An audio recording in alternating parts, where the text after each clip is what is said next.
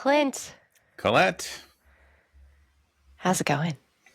it's going well. It is a busy time, but it is spring, and spring is fun. What does your whiteboard say behind you? Something we up right It says, now? "Are we up right now?" Are we up right now? I wrote this in preparation for our question today. Oh, Yeah, yeah. Um, because are we up I've right been leaving now? it blank. Like I leave it blank to kind of inspire me to put something there and write. Like once I draw a picture, then I write the blog post. That's how it works for me. Yeah. So now that's not a picture, but I do feel like it's a question that is always on my mind. Yeah. Yeah. I feel like this is maybe the timeliest of timely episodes that we've done. Um, yeah. Should we get right into it? Yeah, let's get into the question. All right. We got a question from somebody who I suspect knows who I am. And it goes like this. There seem to be a lot of SRE type leaders who are involved in resilience engineering and seem to be burnt out and overloaded, especially related to the anti-patterns we tend to see around incidents and post-incident activity. Why is this? What can we do to help them? What advice do you have for these leaders? Please help us. We need our help. Whether they literally know you or just figuratively know you, right? Like they know you and they know us. Yeah. Because, yeah, I felt this question as soon as you sent it over to me. I'm like, oof, Oh. as an oof right there. Yeah, and that's why I put the question up on my whiteboard, which it says, "Are we up right now?" Because um, this is kind of where it starts for me. I wrote a little while back about like the socio-technical reality engineer and like what's kind of different about SREs and sysadmins and the folks like us. And a lot of it is there's just this feeling like we got to make sure everybody's okay. And when it's our job, it's like, oh, are the users okay? Right? That's because it feels like you look around, you're like, does anybody care that that about the user? I guess I'll care about the users because I have caring feelings, and I feel like that's like the common thread that I've only recently really identified. But I mean, talk about a way to burn yourself out, right? Yeah. Yeah. And I was actually like, I think it might be useful. I actually discovered this because I tell people I'm on burnout leave, and some people are like, "What, burnout, huh?" And then I like talk about anxiety and depression, and I think it's a little bit more like, okay, I like understand that conceptually, but like, really, you are anxious and depressed, and I'm like, okay. And also, you can take you take leave from work for that. So, like, burnout is an actual thing. Like, it's like there are books about it. I was trying to. Did you tell me about the Nagoski sisters Mm-mm. book? Say more. No, I haven't Uh, heard of that one. uh, yeah. Okay, Nagoski. Um, it's by two sisters, Emily Nagoski and Amelia Nagoski. And they wrote a book called Burnout: The Secret to Unlocking the Stress Cycle. And one of them is like an actual like PhD, like they like are a doctor, I think, and like understand the physical elements, which I fully did not appreciate that there were real physical elements to burnout until I started experiencing it. And I was like, what the hell is happening to my body? Um, but they talk about it and how you can do like what you can do to kind of tackle it from like a practical perspective. So I found it a really useful book just to kind of gain perspective on what burnout is. But ostensibly, like the other interesting thing about burnout is that it's not from working too many hours. It's not Yeah. it's not from working 80 hours a week, although that doesn't help, right? If you do. Burnout is from trying to accomplish a job and like being unable to. Burnout is essentially like you are Sisyphus and you don't ever even, it's not that you get the rock up the mountain and then the next morning it's back down again. It's that like you don't even get the rock up the mountain. Yeah. You like You're might not think even that you strong did, enough but to then move you it. realize that you didn't. And it often has to do with feeling disempowered or unable to be autonomous in your role. I think that's definitely true for me, by the way, like after like having a little bit of space and time to like reflect. Um, so yeah. And it's interesting too, like I had like the most stupid physical indication of burnout that like just I don't mean it's not stupid in the sense, but it just felt very, I was like, what is happening to me? And like also this is so like cartoonish. I started getting eye twitches. Oh, wow. So like last February was the first time and I was getting like an eye twitch. It totally involuntary. Never happened to me before in my life, ever before. Wow.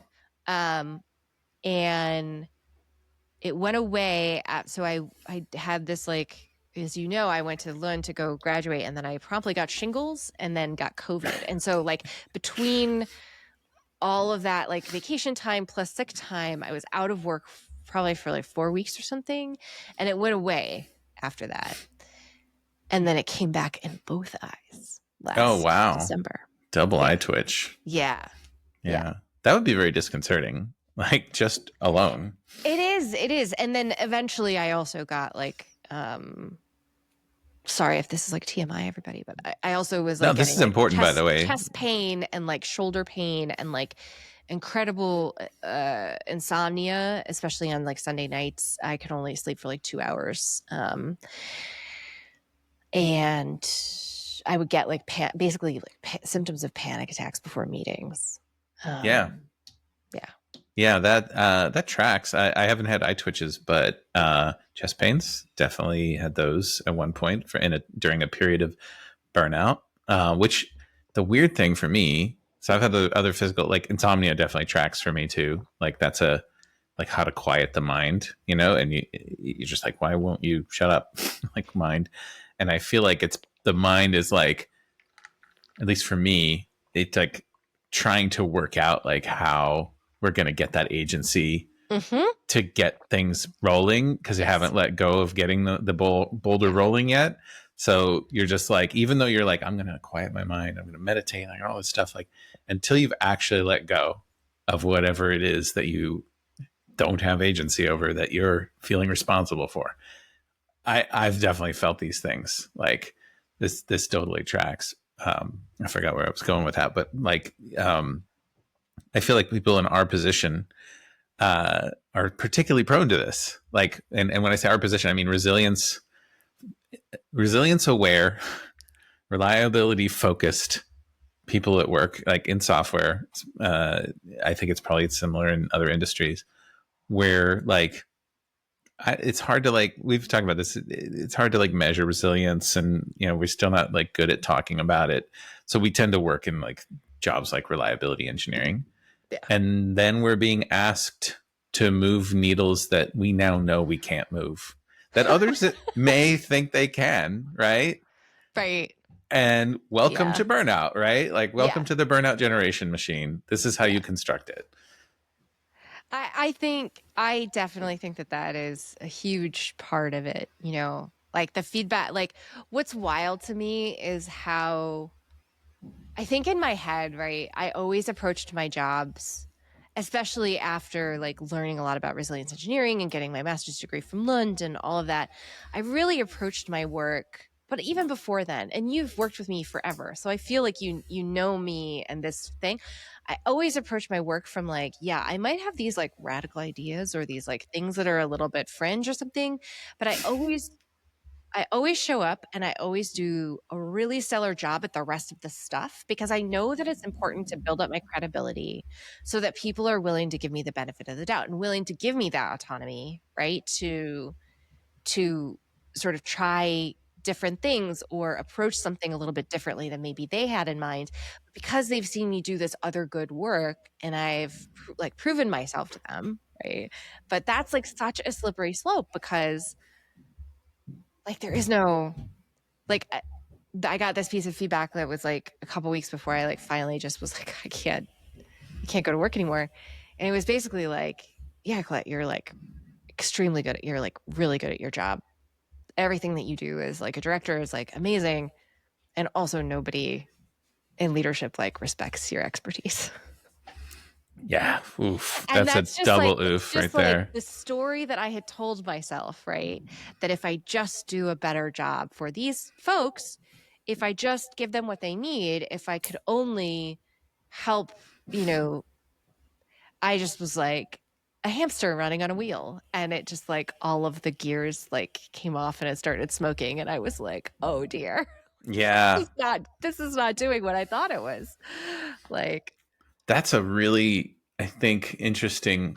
I mean, by the way, sorry that that happened to you, because that's a hard piece of feedback to get. Like, yeah. there's nothing you can really do to like prepare yourself. I think to hear that like this thing I have at the top of my values list is at the bottom of the people who Yeah. hold control over my futures list, Yeah. and you know that it's not at the top of their list, but you're like, whoa, like it's all the way at the bottom. Like I didn't move it up at all. That's Yeah. a rough like push off the cliff. But there's a thing about burnout too, which is that actually, um, I'm a big believer in this book, The 15 Commitments of Conscious Leadership, that like candor is kindness, Mhm. right? And so as much as that hurts to hear, and it's also a kindness to push you off. Like the reality that you've been I laboring actually under isn't real. totally think that's how it was meant, right? Yeah, yeah, I don't think it was meant. And of course, you know, my reaction to that was, well, what can I do better? How can I improve? How can I? And the answer to that, of course, is that there is nothing. Like you need to step back and you need to just like let it go. Um, yeah. You can't even think straight at that point, too, right? Like there's this battery, this emotional battery that's like yeah, part of our personal adaptive capacity. That is actually also part of our resilience and part of our organization's resilience. And yours had gone to zero, yeah, right? And that's where it's tough to even like trust your own responses to things yeah. at that point. Like, oh wow, there's actually nothing left in the tank. And I think some people, when they get burnout, like often what they tell you is like a symptom of burnout at work is that like you depersonalize everybody else and you start to lash out at people. And I did catch myself doing that a couple times, right? I think I was able to like be self reflective enough and pull back from it and be like, hey, like sort of repair that as much as I could. And I think but I also noticed that it was harder and harder for me not to. And Yeah, that's the other piece is like how much energy you're spending, like not losing your shit at everybody all the time. Like, yeah, yeah. It does take um, energy, right? It does. and it's like I just I couldn't do it. I think like I do think that anybody who's in a in a area of work or thought where you might be considered fringe or like, you know, forward thinking or, you know, not, it's like, what did someone say to me the other day about like a previous workplace that I had been? They were like, Colette, I think you were just like a year ahead of your time or something for like, Oh yeah, that and it's tracks. just like, Yeah, you know, if that's your, if that's kind of just where you live, regardless of what it is you are thinking about or what kind of problem you're trying to solve, I think that's just hard. I think that's just the recipe for, and depending on, again, how much of that balance of autonomy that you're given in your role to like experiment or move a thing forward and learn, right? I maintain that like the reason I wasn't burned out until last February, March was because before then I was able to, I was given a lot of leeway. Um, so I think it's just like the circumstances around me of like what was expected of me in my job and the level of autonomy that I was sort of given really shifted hard. I wonder if your expectations on yourself also shifted. Like when I've been given leeway like that too. and I think that happens the longer you're put into any kind of leadership positions. Um, like if I've learned to take a beginner's mindset at the beginning of that, like someone puts you in that position and it becomes clear, like maybe not greenfield, but like you're in a position to tell the leaders what to do, which you Mm-hmm. should be in as you advance in your career. Uh, like I've learned not to just immediately like raise my bar. Like I'm going to get all the things I've ever expected to get done with resilience, and we're going to eliminate root cause from our vocabulary, and MTTR is coming off the dashboard tomorrow. Like that, those things take Yeah. influence and time and shifting Yeah. people. And So also, that's just you not start low. pragmatic. Yeah. Yeah. You Yeah, it's got to not start pragmatic at all. with Pragmatic is a something small. good word. Pragmatism is kind of an It's antidote really, for burnout. I disagree though, because I've been, well, I don't know. I think it depends on your situation. I feel like I have been very pragmatic in the last like 2 years. Diminishing Maybe, returns, maybe. but it's Right? also, well, I also think it's like pragmatic according to whom. That's fair. That's a matter of When you're looking perspective. at an envelope, right? The sort of envelope of like what's considered too woo woo or too, you know, um, I feel like I have a like, and that's the other thing is like when I ask for clarity around the feedback of like, okay, well, like what goals am I not meeting or what and like there's no like we're doing okay. But Yeah. I do think there is like an extra icing on top of my anxiety that is related specifically to reliability. And when you know what we know, which is that you can never prevent the next big one from happening, right? There is nothing that is actually within your power that you can do a bunch of things to build a culture that hopefully it won't happen, right? But that when you when you accept that you do not have control, it becomes every day I would wake up and look at Slack and be waiting for Yep. the thing that was going to be like, okay, now they're going to make me roll over and do like a change review board. Yeah. And Right. even if it's not like on your head, like no one's saying like you person making reliability tools and in charge of that, this was your fault. That's not going to Yeah. happen. Right. But now your priorities are going to get shifted. Right. Right. And they're going to get shifted in a way that you disagree with. And that's where you're trying to build up that credibility, and so that you can hold up your hand and go, hey, I'm an expert on this, and like let's talk about this, and let's have a complex systems conversation, Mhm. not a knee-jerk reaction conversation. Right. Not being able to trust your leaders above to That I engage in could that have with that that. in good Yeah. faith. Yeah. uh, I didn't have that credibility. Like, and I don't know what I can do to build that. I think that's the next.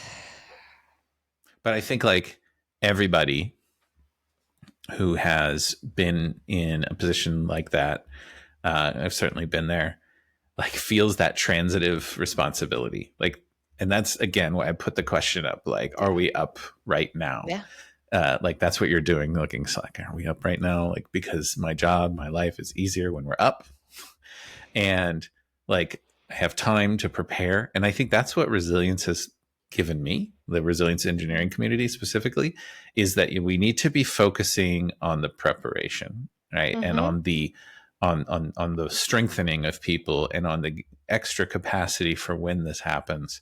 Those are things I did not realize were what was working before. They were Mm. accidentally happening. Yeah. They would sort of accidentally happen, like like you'll see it. You over engineer a set of reliability tools because it just feels good, and somebody gives you the space to do it, and that's what saves you, or maybe that's what hurts you, right? Because it's over engineered. Like you don't know, because you're not focusing on the preparation. You're just focusing on like those brass tacks of like, is it up? Is it down? What broke? What was the root cause? Like when you're disconnected from what I think we've learned about complex system failures, you're just riding on the reactions. Yeah. But in a Totally. way, it's worse when you're like, okay, like fuck all that. I'm going to focus on the people around me and make sure they have what they need. And Yeah. they don't. Yeah. And then and then the boom happens, and Hmm. the big Sev one is declared, and you're like, And it's like a Rorschach test for everybody's oh, that's a worst great opinions, model for it. It's like, it Not is. always It's worst. like, Sometimes you get good ones. well, but I But mean, everyone's opinions but everyone's become, you opinions, see what like, you see. Yeah. yeah, it is like we had this terrible outage. Here, read a list of facts about it, and then you tell me, like, fill in the blanks. And depending on how someone fills in the blanks, you could tell a hell of a lot about how they approach the world of reliability and safety and So all of that. true. I just like a personal anecdote. We had a fairly big outage recently, and we decided to do a really deep dive learning review of it, which went well, and we published, and it's getting engagement. Their minds are blown, which feels good. But also in the time between the incident and this coming out, there has to be some like boxes checked, and one of them is like have a retro. Because it was a big one, it attracts a lot of uninformed, uninvolved parties who have questions, which is valid, Mm-hmm. right? But like getting people to lean out and like, hold on, you don't have all the like, there's Yeah. more, there's so much more here.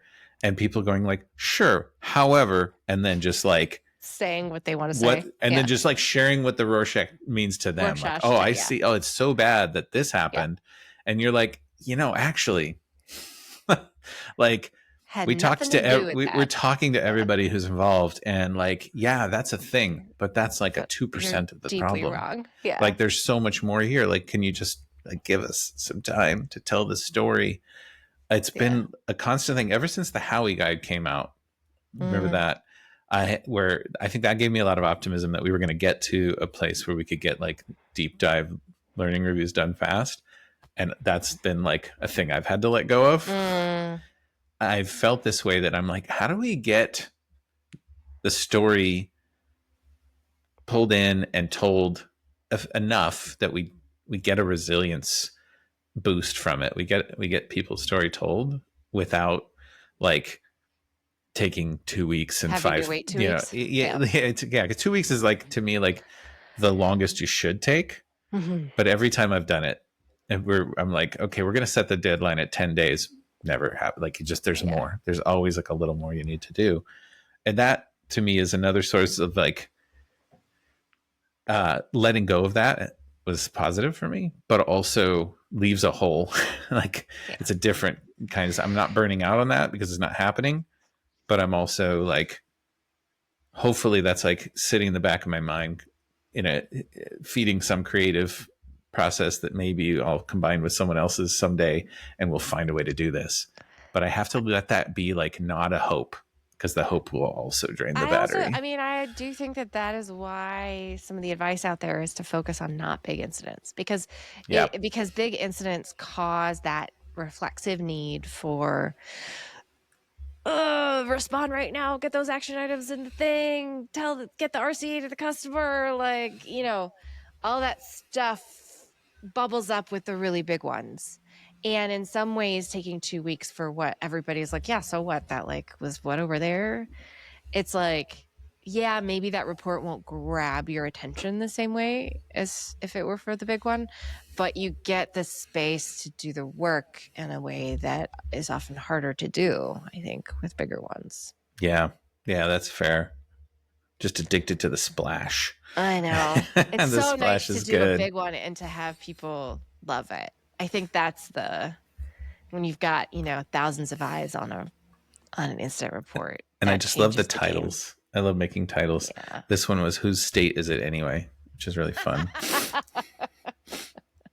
But yeah.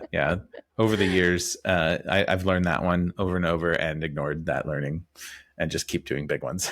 Yeah. Because it's like there is a rush to it, and especially like, and maybe this is another like burnout feeder for folks in our like, I do like imagine the people who were giving those Rorschachs and you know, giving their uninformed opinions about this incident, are reading this and being like, oh, I was just so wrong. Like, they're not They're right. not. They're not, They're but I don't not. want to know, like, you know, but I imagine it's a was it you know, useful lie that I'm telling myself, useful fiction for myself, that they're just, I've totally shifted their You've changed opinion. a mind. Yeah. Yeah, I've changed a mind, and one more person will let go of root cause as a concept because we wrote this up. Well, and I think that's an interesting question, right? Is I don't know. I don't know that I view it as my job to change people's minds because I don't like, I think that people need to be ready to have their minds changed.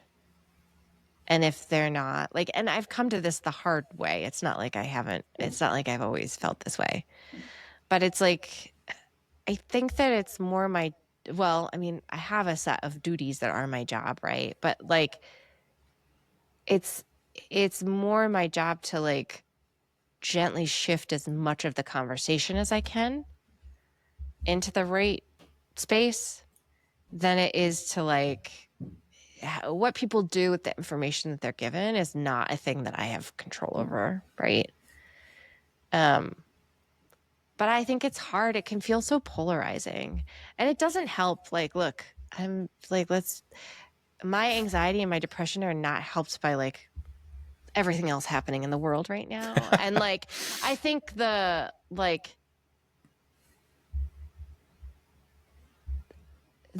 resilience work in particular, it, it's kind of antithetical to a lot of what I would call the like more, let's say, dictatorial, perhaps fascistic tendencies Authoritarian, of yes.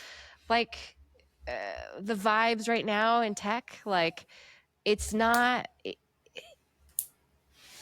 what we're doing is not like aligned necessarily with like producing shareholder value for Meta or Google or like these are not like I think that it is, right? I think that actually purely practically, like the reason you want to do this is because it will make you have better software running in the world, which can only be good for your bottom line, right?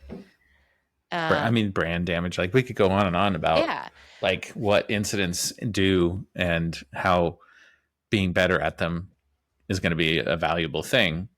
yeah, Uh, like, we tell that story all the time, and I think people actually believe us on yeah, that one. They do. They yeah, believe like, oh yeah, we. But then they you know, the hard thing is going from there to practical planning, how they're going to see that it actually happened. We struggle there for sure. yeah, And I think that's another source of draining our batteries, is that they're like, oh, I have this metric. I read about it in a book. It's MTTR, or, you know, I'm sorry to bring it up, by the way. But it's like, you know, they're just doing what they know to mhm. help their shareholder value. Right. And we have to raise our hands and be like, like, The okay, science okay, says, okay, like, I have science that proves that mathematically invalid. And like you say, you can't expect their mind to change immediately. right, It's got to be like, okay, we'll do it, right? But like, to your point, like, the authoritarian style, which is a corporate pattern as well. It's not just a yeah, government pattern. Like, doesn't really react well to transparency, and no, doesn't want to face failures, doesn't want to admit they happen. In fact, they compromise the credibility of the leaders, and that's all that matters in authoritarianism. So as long as those patterns exist, like, we do need a strategy for dealing with them, yeah, despite, because I feel like leaders come and go in companies. mhm, Some of them are more authoritarian. Some of them are more generative and want people to be creative and make that space. They are rare and beautiful flowers, and please water them, help them, like, give them your time, people. But we should be able to do resilience in either environment. And I feel like we're The tactics have to be very different. there, and we need to acknowledge it and not try to pretend that we're going to change people immediately. We just have to get the results that And that we're also, looking like, for I don't immediately. know, man. I don't know if we were talking to somebody else today, not at our place, thankfully, right? But talking to somebody else at a different company where, you know, they just had the CEO come on an all hands call and say, the next time there's an engineer who causes a big incident like this, you're going to be meeting with me in HR the next day. Like, that fucking happens still, you know? I know it. And it's like, how do you fight? How do you even do a guerrilla fight in that environment? That is like some fucked up shit right there. Yeah, I know that it hurts me every time I hear about it. Yeah. And I've reread recently Those Responsible Have Been Sacked. Yeah. And sent it to somebody outside of our industry who was sort of struggling with something similar. And they were like, why didn't I know this? Like they're just like, I've been trying to talk to them out of doing this, you know, and it's like, it's a pretty, you know, reasoned argument. But it has to land like way before you're there. Mm-hmm. Right. And yeah, there's not much you can do if the levers of power are in the hands of people who don't have the time to change their thinking that way, then they're not going to take it.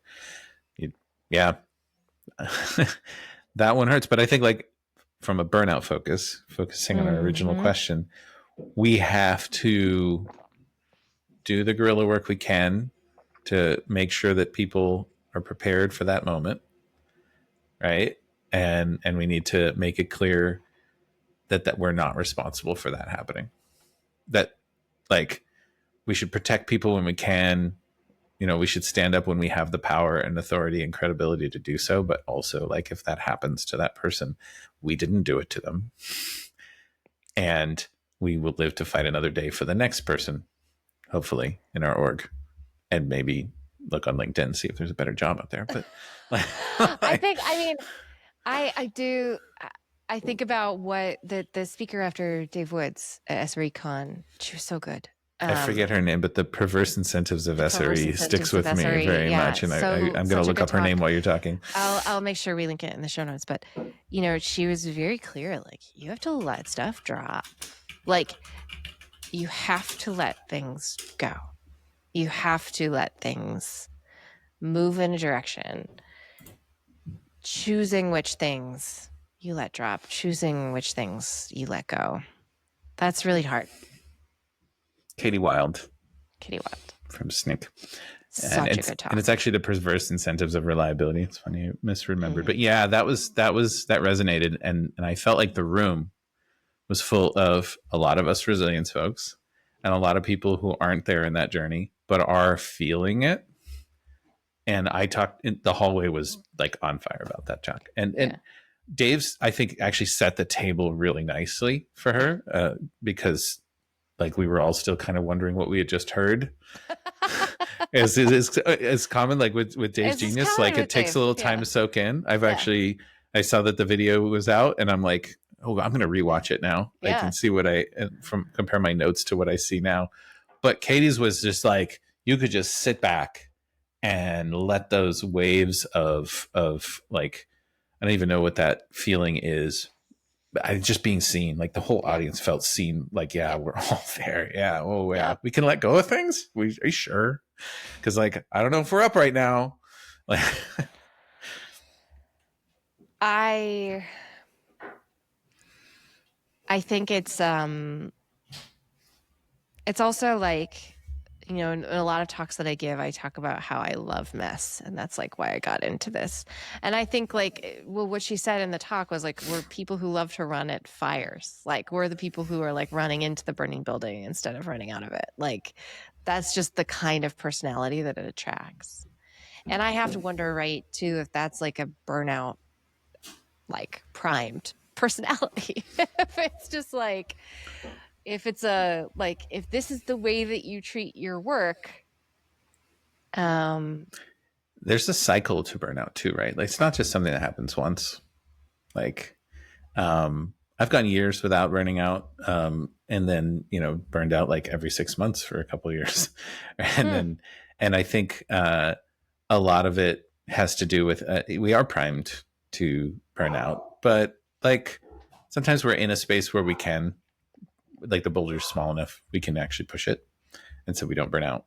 Like and we're running at fires that we can put out, like and that feels good, and then you're like, oh, raise the bar, let's get a staff engineer promotion now, and now these boulders look weird and they move different. But like to the point that she was making, a lot of, I don't think this is true of everybody who feels this way, but a lot of us have traumas, like major ones from the past, grew up Mhm. a certain way. I've noticed it, in chatting with people about their childhoods. I've certainly had like a pretty rough childhood.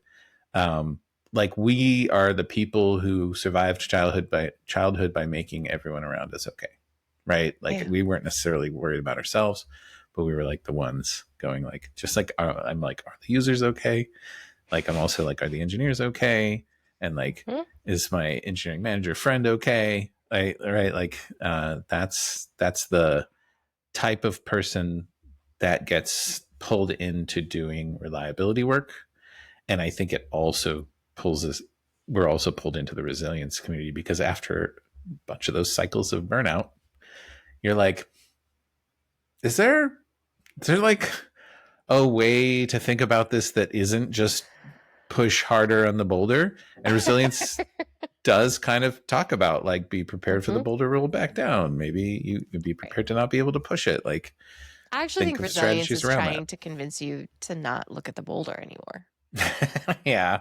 I do. I do. Um, I do. Like there is no boulder. Like I think it's much more matrixy than that. Uh, but it's like you kind of can't enter that world. You have to straddle both worlds. You have to know that there is no boulder, but then you have to work every day with a bunch of people who think that there is. Yeah. And- Yeah. And want to see boulders moving. Yeah. Yeah, And for believe sure. that like moving the boulder, even though it's going to move right back down again, is the work. Right. And you're trying to convince them that no, it's not. So we're like, so in this analogy, which I love, like, so we're like, okay, like, we're definitely moving boulders. We're not moving boulders. We're not We're moving not going to move boulders. the boulders, folks. Don't worry about it. The guerrilla work is like making everybody look at anything other than the boulder. Right. But before we can move the boulders, right, we've got to like set up some safety equipment around the boulder moving area, right? And Right. just for the boulder movers, like, Yeah. so they're safe while they do Mm-hmm. things. And write a bunch And of checklists about what the yeah, boulder yeah, movers have to like, do before they move it anymore. Yeah. yeah, and then eventually like there's enough work there that people will forget about the boulders and be like, wow, this place is so safe and clean, and everyone like seems aware of their job. Like, what do we do here? Don't we move boulders? What boulders? Did you know that Deepwater? I have like all this random fucking safety nerd trivia in my head right now from all the conversation we just had. The What first one. conversation did you just have?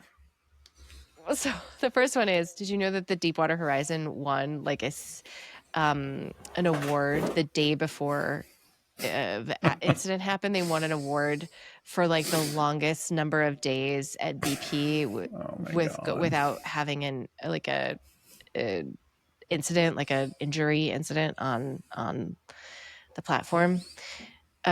Interesting fact. Safety Uh, award. Yeah. the other thing that I was talking actually yesterday, so I did a chat with the Dora community about resilience engineering. I tried to do like a speed run of the safety science, the history of safety science. Anyways, so I mentioned somebody brought up action items, of course, as one does, and I said, yeah, like one of the reasons it is useful to wait till you do your action items until after you know more about what really happened.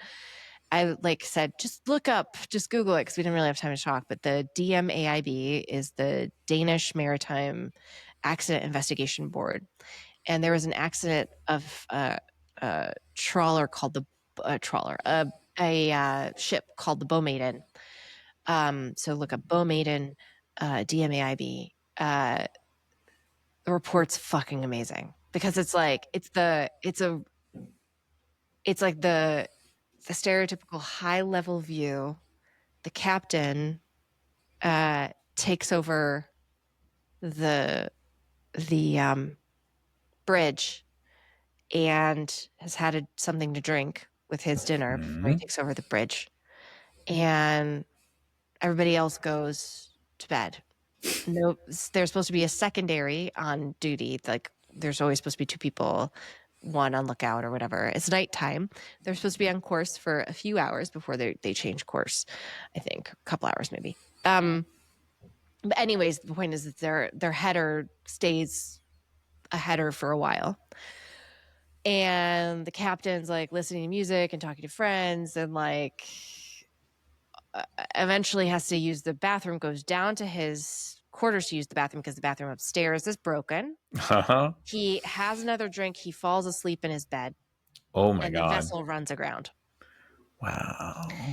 And so that's like the surface story. Sure. But if you read the report, you learn a lot more about the situation on board, about what's happening. Of course, what is the company's response to the incident? Was there one action item? I don't know. No alcohol on board. Yep. Banning alcohol on zero tolerance policy for alcohol on board. Yeah. Which, like, when you get into it, you realize, oh, the second person wasn't up because they're also the cook. And they were trying to schedule 5 people to run the whole ship. And the person who would have been secondary lookout hadn't slept all day because they were cooking, because they're trying to get too many people to do too many different things on board. Secondly, there is a system that's supposed to wake up various people in their cabins if like certain warning things go off, right? And it's a system that has to be reset every 12 minutes, like you're in fucking Lost. It's like a dead man switch. It's like a dead man switch for somebody to be like, hi, I'm still here. I'm still here. Yeah. And they disabled it because the chair in the like cockpit area, it's not a cockpit, but whatever it is. Yeah, the bridge. The bridge. The chair in the bridge, you can't actually even reach that switch from the chair. Oh God, so you have to get up every 12 minutes. Yes. And you couldn't even go out to like look with your binoculars. Right. In like actually do a full check without having that thing go off. Right. And there are ways to integrate that switch into other elements of the computer equipment on board, but the company refused to do it. And so they just disabled it. Yeah. Yeah. Which this is the Lorne's law, right? Because they disabled it probably because it almost caused an incident before, right? Mm-hmm. Like because it maybe kept everybody up all night, or who knows? Like that is a beautiful example of a resilience focused, like the whole story, not just the captain got drunk and fell asleep. Right. Yeah. Because people want to blame the captain. Yes. Right. And they want it to be easy. No, Clint, we want to blame the alcohol. Well, we can't blame the captain because human error, which this is the interesting thing is we get resilience and human factors science used against us too. Right. Mm-hmm.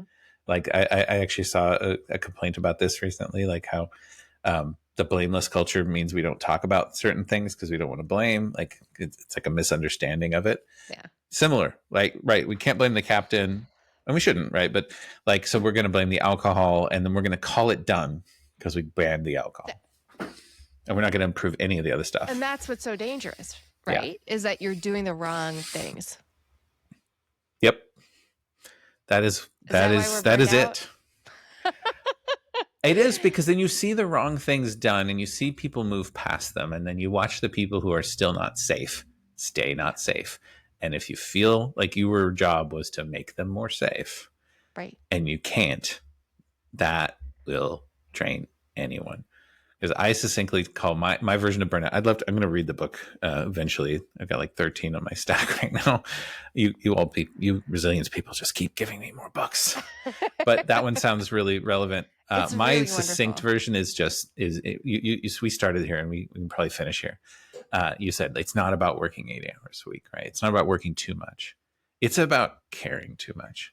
It is, if you are not getting enough return on your emotional investment Yeah. to refill the battery for emotional investments, it will go to zero, and then you will become a terrible person. You will feel bad. You will be broken. You will be burned out. Well, dear reader, did we answer your Yes, dear reader. question? Dear listener, did I we hope we answer your did. question? Dear writer inner. Um, what can we do to help them? I think the talk that we talked about, right? So Oh going yeah. back, right? Go We'll watch link the Katie talk. Wild's talk. Like it's a good starting point for this conversation. I also Um, think, one of the things I did to combat my burnout early on was I started this podcast and I started the foundation.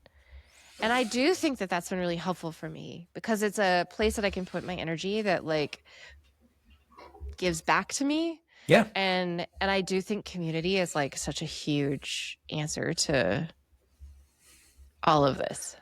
community and agency are pretty good answers to a lot of emotional problems. Like find something you have full agency over, Yep. which we definitely do here, and find people to spend time with. Like it really matters.